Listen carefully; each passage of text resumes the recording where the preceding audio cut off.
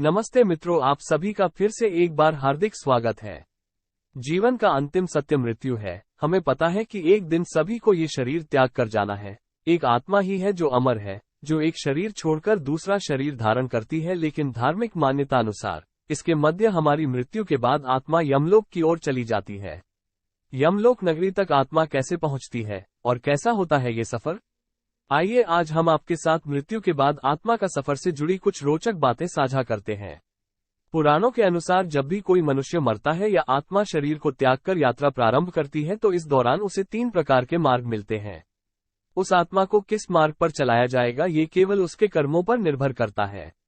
ये 3 मार्ग हैं: अर्ची मार्ग, धूम मार्ग और उत्पत्ति विनाश मार्ग। आत्मा 17 दिन तक यात्रा करने के पश्चात 18वें दिन यमपुरी पहुंचती है। गरुड़ पुराण में यमपुरी के इस रास्ते में वैतरणी नदी का उल्लेख मिलता है। वैतरणी नदी विष्ठा और रक्त से भरी हुई है।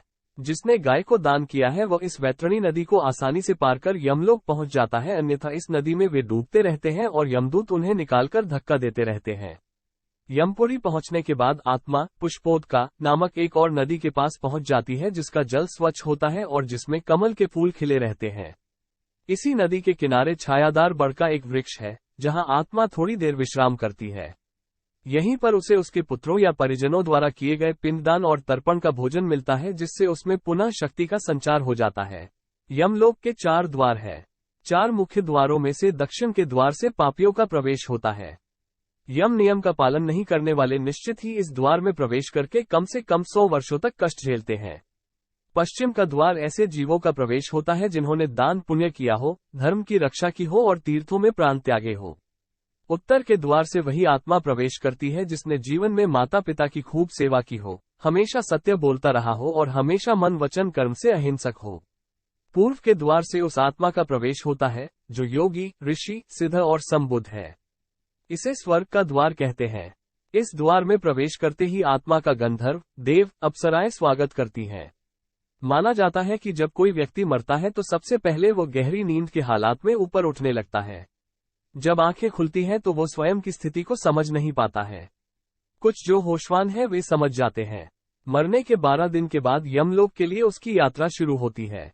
दक्षिणायन में मरने वाले जो लोग पापी और अधर्मी हैं, जिन्होंने जीवन भर शराब, मांस और स्त्रीगमन के अलावा कुछ नहीं किया, जिन्होंने धर्म का अपमान किया और जिन्होंने कभी भी धर्म के लिए पुण्य का कोई कार्य नहीं किया, वे मरने के बाद स्वतः ही दक्षिण दिशा की ओर खींच लिए जाते हैं।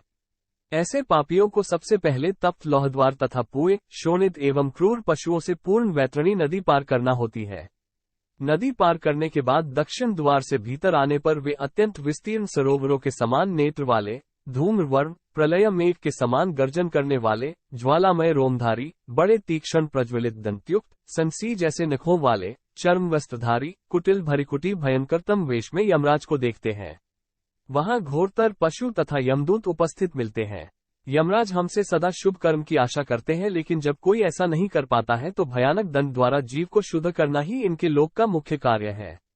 ऐसी आत्माओं को यमराज नरक में भेज देते हैं। अर्ची मार्ग ब्रह्मलोक और देवलोक की यात्रा के लिए होता है, वहीं धूम मार्ग पितृलोक की यात्रा पर ले जाता है और उत्पत्ति विनाश मार्ग नरक की यात्रा के लिए है। हालांकि सभी मार्ग से गई आत्माओं को कुछ काल भिन्न भिन्न लोक में रहने के बाद पुनः मृत्यु लोक में आना पड़ता है। अधिकतर आत्माओं को यहीं जन्म लेना और यहीं मरकर पुनः जन्म लेना होता है। यजुर्वेद में कहा गया है कि शरीर छोड़ने के पश्चात जिन्होंने तप ध्यान किया है वे ब्रह्मलोक चले जाते हैं, अर्थात ब्रह्मलीन हो जाते हैं। कुछ सत्कर्म करने वाले भक्तजन स्वर्ग चले जाते हैं। स्वर्ग अर्थात वे देव बन जाते हैं।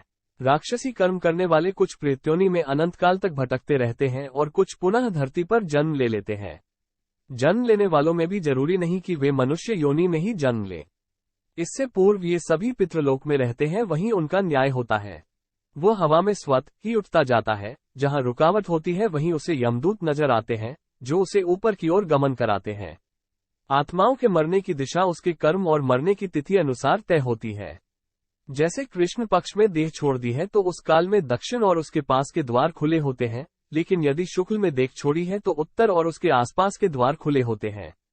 लेकिन तब कोई नियम काम नहीं करता जबकि व्यक्ति पाप से भरा हो। शुक्ल में मरकर भी वो दक्षिण दिशा में गमन करता है। इसके अलावा उत्तरायण और दक्षिणायन सबसे ज्यादा महत्व होता है। उत्तरायण में मरने वाले 4 द्वारों, 7 तोरणों तथा पुष्पोदका, वैवस्वती आदि सुरम्य नदियों से पूर्ण अपनी पुरी में पूर्व, पश्चिम तथा उत्तर के द्वार से प्रविष्ट होने वाले पुण्यात्मा को भगवान विष्णु के दर्शन होते हैं, जो शंख, चक्र, गदा, पद्मधारी, चतुर्भुज, नीलाभ रूप में अपने महाप्रासाद में रत्नासन पर दर्शन देते हैं।